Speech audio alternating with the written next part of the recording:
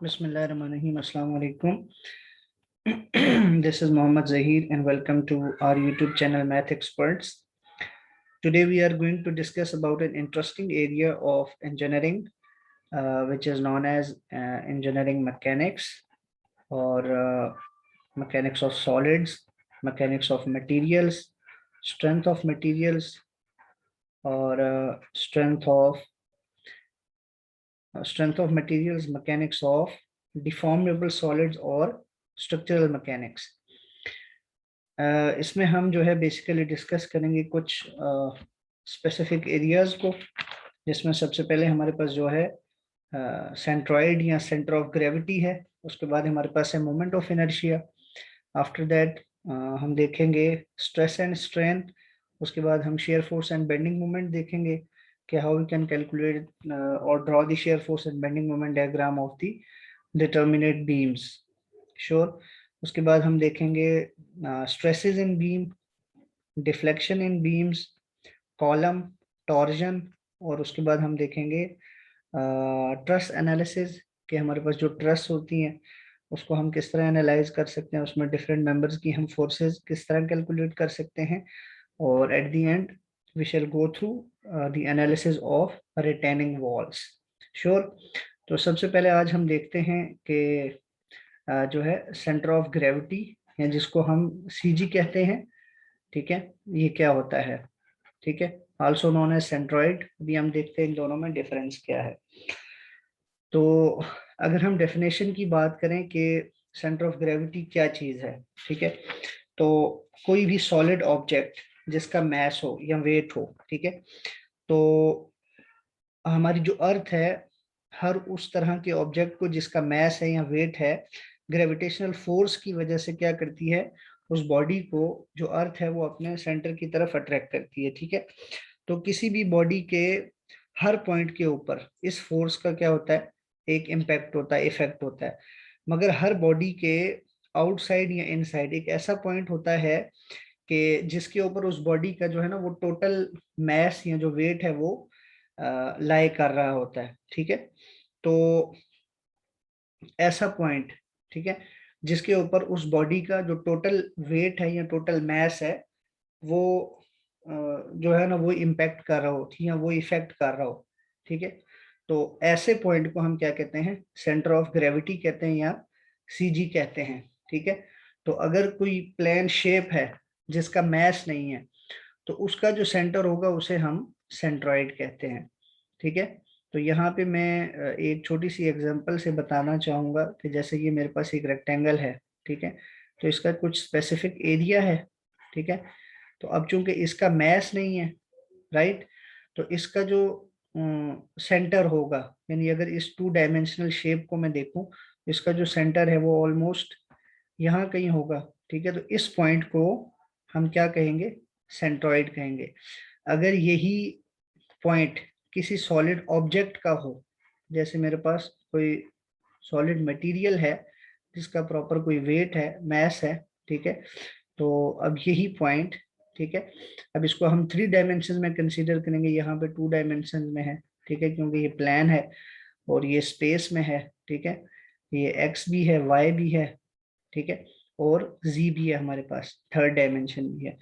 तो इसका जो पॉइंट जिसके ऊपर इस बॉडी का होल वेट जो है वो लाई कर रहा होगा, ठीक है, या इफेक्ट कर रहा होगा, उसको हम क्या कहते हैं, उसको हम कहेंगे सीजी या सेंटर ऑफ ग्रेविटी. तो अब हम ये पॉइंट जो है वो डिफरेंट शेप्स के लिए या ऑब्जेक्ट्स के लिए किस तरह कैलकुलेट कर सकते हैं, ठीक है, इसके हमारे पास कुछ डिफरेंट मेथड्स हैं, ठीक है. वन बाय वन सबसे पहले हमारे पास जो है वो है मेथड ऑफ ज्योमेट्रिकल कंसिडरेशंस, ठीक है, method of geometrical considerations. Method of geometrical considerations में हम क्या करते हैं कि प्लेन ज्योमेट्रिकल शेप्स का जो सेंट्रॉइड है, ठीक है, वो किसी स्पेसिफिक लोकेशन के ऊपर लाई कर रहा होता है with respect to the dimensions of that shape, ठीक है. अभी हम इसको देखते हैं कि ये किस तरह. सेकंड हमारे पास जो मेथड है that is moment area method, ठीक है, और इस मोमेंट एरिया मेथड को हम सबसे ज्यादा यूज करते हैं for the purpose of determination of centroid moment area method. ठीक है, उसके बाद हमारे पास जो थर्ड मेथड है जिससे हम सेंट्रॉइड फाइंड कर सकते हैं किसी भी ज्योमेट्रिकल शेप का, that is method of integration. ठीक है जी, method of integration, method of integration. और lastly the fourth one by which we can calculate and identify or determine the centroid of a geometrical shape is basically graphical method. That is the fourth method, graphical method. तो 1 2 3 and 4 ये हमारे पास चार methods हैं जिनसे हम क्या कर सकते हैं, किसी भी ज्योमेट्रिकल शेप का हम जो है वो बेसिकली क्या कर सकते हैं, सेंट्रॉइड फाइंड कर सकते हैं। इसके बाद हम देखते हैं कि हम प्लेन शेप्स का, कुछ कंपोजिट शेप्स का और हॉलो शेप्स का जो है वो सेंट्रॉइड किस तरह फाइंड कर सकते हैं। सबसे पहले अगर हम मेथड वाइज बात करें तो हम जो है geometrical consideration end moment area method को डिस्कस करेंगे। ठीक है, तो यहाँ पे सबसे पहले अगर हम ज्योमेट्रिकल कंसीडरेशन की बात करें तो यहाँ पर एक टेबल अवेलेबल है। ठीक है, इसको आप देख सकते हैं जिसमें यहाँ पे हमारे पास जो है वो डिफरेंट शेप्स गिवन है डाउनवर्ड, इनको मैं हाईलाइट भी करूंगा। ठीक है, यहाँ पे देखें ये बेसिकली मेरे पास एक स्क्वायर है। ठीक है, ये शेप है दिस वन। ठीक है, इसकी जो एक्स एक्सिस में डायमेंशन है वो ए है और वाई एक्सिस में जो डायमेंशन है ये भी ए है। ठीक है, तो सेंटर ऑफ ग्रेविटी और सेंट्रॉइड बेसिकली क्या होते हैं, जब हम ज्योमेट्रिकल शेप्स की बात करते हैं तो सेंट्रॉइड के कॉन्टेक्स्ट में जो है वो किसी भी रेफरेंस पॉइंट से, ठीक है, उस पॉइंट के कोऑर्डिनेट्स होते हैं। ठीक है, तो अब ये जो पॉइंट है ये जी, इसको हमने जी से डिनोट किया है, ये बेसिकली इस शेप का क्या है, सेंट्रॉइड है। तो अब इस सेंट्रॉइड की लोकेशन क्या है with respect to these axis, अगर आप मोस्ट लेफ्ट कॉर्नर और मोस्ट बॉटम साइड देखें इस स्क्वायर की, तो यहाँ से अगर आप देखें तो हम जो है एक्स एक्सिस की डायरेक्शन में जो कोऑर्डिनेट होता है हमारे पास उसे हम एक्स बार से शो करते हैं, और वाई एक्सिस की डायरेक्शन में, इस डायरेक्शन में जो हमारे पास कोऑर्डिनेट है, यानी कहने से मुराद ये है कि ये जो एक्सिस है हमारे पास वाई एक्सिस दिस वन, इस वाई एक्सिस से लेकर जी तक का ये जो हॉरिजॉन्टल डिस्टेंस है this is known as X bar, और इस एक्स एक्सिस से लेकर जी तक का ये जो वर्टिकल डिस्टेंस है इसे हम कहते हैं वाई बार। ठीक है, तो ये बेसिकली क्या है, हमारे पास कोऑर्डिनेट्स हैं। तो यहाँ पर देखें कि ये जो डिस्टेंस x है, यहाँ डिस्टेंस x बार है और y बार है। ठीक है, ये हमारे पास क्या है, अगर इस रेक्टेंगल की डायमेंशन जो है वो a है तो ये क्या हो जाएगा, ये a/2 है। इसी तरह जो y बार का डिस्टेंस है, ठीक है, y एक्सिस की डायरेक्शन में, दैट इज आल्सो a/2। तो ज्योमेट्रिकल कंसीडरेशन में हम क्या बेसिकली कंसीडर करते हैं, लेट मी एक्सप्लेन यू, कि हमारे पास जो स्क्वायर और रेक्टेंगल है उसमें हम ये कंसीडर करते हैं कि हमारे पास जो हमारे पास एक स्क्वायर है दिस वन, ठीक है, यहाँ रेक्टेंगल है, same is there by definition. तो इस रेक्टेंगल की जो हॉरिजॉन्टल डायमेंशन है, अगर ये लेंथ है, ठीक है, और जो वर्टिकल डायमेंशन है ये विड्थ है, तो हमारे पास अगर हम इसके डायगोनल्स ड्रॉ करें, ठीक है, इन डायगोनल्स को अगर हम ड्रॉ करें तो आप देख सकते हैं कि ये जो डायगोनल्स हैं ये इस पॉइंट के ऊपर एक दूसरे को इंटरसेक्ट कर रहे हैं। ठीक है, इस जी पॉइंट के ऊपर, तो ये जो जी पॉइंट है ये बेसिकली इस ज्योमेट्रिकल शेप का, ये जो रेक्टेंगल है इसका सेंट्रॉइड है। तो जब हमने इसको मेजर किया तो ये एक्चुअली कितना डिस्टेंस बनता है हमारे पास, इस लेंथ का हाफ बनता है l/2। ठीक है, इसी तरह जब हमने इसको y एक्सिस की डायरेक्शन में हमने इसको मेजर किया तो ये जो वैल्यू है हमारे पास ये w/2 बनती है। ठीक है, तो इस तरह से रेक्टेंगल और स्क्वायर के केस में जो हमारे पास x और y डिस्टेंसेस होते हैं ये हमारे पास डायमेंशंस का हाफ होते हैं। तो ऊपर आपके पास यहाँ जो है ना ये एक स्क्वायर गिवन था, अब यहाँ पर आपके पास एक रेक्टेंगल गिवन है। तो यहाँ पर आप देख सकते हैं कि उसने x एक्सिस की डायमेंशन को a से और इसको b से शो किया है, जबकि डिस्टेंस की जो वैल्यू है वो वही है जो स्क्वायर के केस में है। अब हम देखते हैं कि इन टर्म्स ऑफ सर्कल जो है हमारे पास जो वैल्यू है वो क्या होगी, ठीक है। तो चूंकि ये बेसिकली सर्कल का जो सेंटर है दैट इज द सेंट्रॉइड, तो अब हमें पता कैसे चलेगा कि ये जो डिस्टेंस है ये हमने कहाँ से लेना है। तो आमतौर पे हमारी जो कंसिडरेशन है दैट इज कि मोस्ट लेफ्ट कॉर्नर शेप का और मोस्ट बॉटम कॉर्नर, इस पे आपने ये y एक्सिस और x एक्सिस ड्रॉ कर दिया। तो अब अगर आप शेप को देखें तो ये जो हमारे पास G पॉइंट है, ठीक है, इस कॉर्नर से लेकर सेंटर तक का ये जो डिस्टेंस है ये बेसिकली रेडियस है, तो ये आपके पास x बार है। तो आप देख सकते हैं कि x डिस्टेंस क्या है, r है, रेडियस है। इसी तरह जो y डिस्टेंस है ये भी क्या है हमारे पास r है। एक्चुअली ये जो x एक्सिस और y एक्सिस है ये इस सर्कल के दो टेंजेंट्स हैं जो आपस में परपेंडिकुलर हैं, तो इसलिए ये जो दोनों डिस्टेंसेस हैं ये इक्वल है।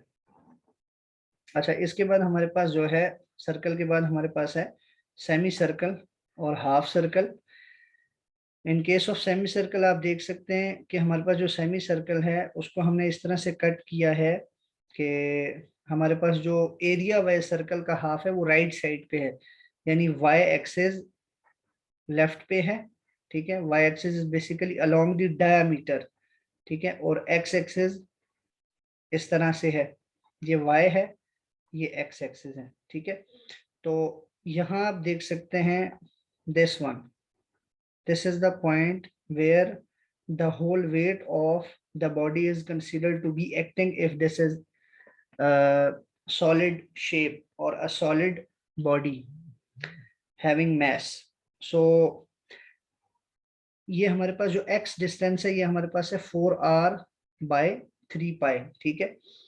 और इसी तरह y एक्सिस की डायरेक्शन में जो हमारे पास डिस्टेंस है ये आप देख सकते हैं कि ये एक्चुअली रेडियस ही है, ठीक है, दिस इज r। ओके, इसके बाद हम देखते हैं ट्राइंगल, ठीक है, ये हमारे पास एक्चुअली राइट एंगल ट्राइंगल है, ठीक है। इस राइट एंगल ट्राइंगल को मैं यहाँ पहले हाईलाइट कर लेता हूँ, दिस वन इज और शेप। अच्छा, इसका जो जी है वो यहाँ पे मेंशन किया गया है, ठीक है। तो in case of triangle geometrical consideration क्या है कि अगर ये मेरे पास ट्राइंगल है, यहाँ राइट पे मैं इसको ड्रॉ कर रहा हूँ, ठीक है, तो इस ट्राइंगल के मीडियंस जहां पे एक दूसरे को कट करेंगे तो वो हमारे पास उस शेप का क्या होगा, सेंट्रॉइड होगा। तो मीडियंस क्या होते हैं कि अगर मैं इस पॉइंट ए, बी और सी को कॉर्नर पॉइंट्स कंसीडर करूं, ठीक है, तो उसके अकॉर्डिंगली इस ए के ऑपोजिट जो है ये ए साइड होगी, ये बी साइड है और ये सी साइड है, ठीक है। तो ये जो अपेक्स ए है ये ए साइड के हाफ पे अगर मैं इसको ड्रॉप करूं यहाँ पे, इसी तरह जो एंगल बी है या कॉर्नर बी है इससे एक लाइन ड्रॉप करूं जो बी के हाफ पे आ जाए, साइड बी के हाफ पे आके इसको कट करे, और एंगल सी से एक लाइन ड्रॉ करूं जो साइड सी के हाफ पे आकर इसको कट करे। तो ये जो तीन मेरे पास मीडियंस हैं, ठीक है, एक मीडियन ये है, एक मीडियन ये है और एक मीडियन ये है, सॉरी दिस वन। तो आप देख सकते हैं कि ये अप्रोक्सीमेटली यहाँ पे क्या कर रहे हैं, एक दूसरे को इंटरसेक्ट कर रहे हैं। So this point will B centroid of this right angle triangle. तो ज्योमेट्रिकली जब हमने इसको मेजर किया है तो अगर ये मेरे पास टोटल बेस है और यहाँ से लेकर यहाँ तक की ये डायमेंशन टोटल मेरे पास हाइट है, तो आप देख सकते हैं कि ये जो जी की लोकेशन है यहाँ इस शेप में, अगर ये टोटल मेरे पास हाइट है और ये टोटल मेरे पास बेस है, तो एक्स बार की जो लोकेशन है that is basically eight b/3, ठीक है, b/3 के ऊपर है, यानी इस टोटल बेस का 1/3। और in terms of in direction of vertical axis, this y bar is located at the distance of h by 3, right? You can see here. तो x की डायरेक्शन में जो मेरा डिस्टेंस है, ये जो x है, x डिस्टेंस, ये b by 3 है, ठीक है, यानी ब्रेथ का 1 by 3 है। और जो इन टर्म्स ऑफ h है y की डायरेक्शन में, y coordinate, that is h by 3। Okay, this is basically the method of geometrical consideration, how we calculate or identify the centroid of different geometrical shapes। ठीक है, इसके बाद जो है plan shapes हमारी कवर हो गई हैं, जिसमें मोस्टली हमारे पास स्क्वायर, रेक्टेंगल, ट्राइंगल है, सर्कल है। अच्छा, यहाँ पर one thing that I would like to add, कि अगर हमारे पास इस तरह की ट्राइंगल हो, जैसे हमारे पास इक्विलेटरल ट्राइंगल होती है, ठीक है, या स्केल एंड ट्राइंगल भी होती है हमारे पास, if not right angle triangle actually in this case.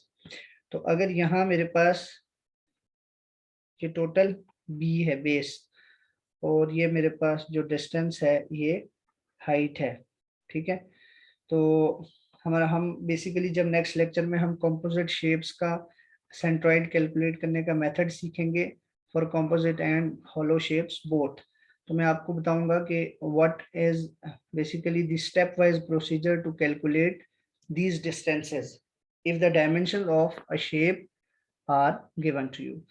तो हम यहाँ पे मोस्ट लेफ्ट कॉर्नर पे जो है हम इसका y एक्सिस कंसीडर करते हैं इन दिस डायरेक्शन, और मोस्ट जो बॉटम साइड है इस पे ये x एक्सिस है हमारे पास और ये y एक्सिस है। तो in case of this triangle, यहाँ पर हमारे पास जो x बार डिस्टेंस है दैट विल बी, हमारे पास जो एक्चुअली सेंट्रॉइड है वो यहाँ आएगा। वो कैसे आएगा कि अगर ये कॉर्नर A है, ये B है और ये C है, तो आप मीडियंस ड्रॉ करके देख सकते हैं, ठीक है, और सामने वाले पॉइंट से मीडियन ड्रॉ करें तो वो इधर आएगा, इस पॉइंट से मीडियन ड्रॉ करें तो वो यहाँ आएगा। तो आप देख सकते हैं कि ये तकरीबन यही पॉइंट बनता है जिसको मैं G से रिप्रेजेंट कर रहा हूँ, ठीक है। So this point will be located at the distance of b by 2 in this direction, x axis। तो ये जो डिस्टेंस है मेरे पास, this will be x bar, sure. और इसके बाद x एक्सिस से लेकर सेंट्रॉइड G तक का डिस्टेंस y एक्सिस की डायरेक्शन में, जिसको हम y बार कहते हैं, दैट विल बी, अगर ये मेरे पास टोटल h है, ये इस ट्राइंगल की टोटल हाइट है as I have already mention here, तो ये जो मेरे पास पॉइंट है, this point will be located again at h by 3, sure, h by 3, same as that of right angle triangle, just in context of height or in terms of height vertically only y bar, sure। यहाँ पे x बार की जो value है वो change हो गई है, वहां पर b by 3 था, यहाँ पर b by 2 है। ओके जी, तो नेक्स्ट लेक्चर में हम डिस्कस करेंगे कि how to calculate centroid of composite shapes, what are different steps, and again how to do the same for some hollow shapes। Thank you very much। Subscribe our channel, share this video especially to the students। Thank you very much।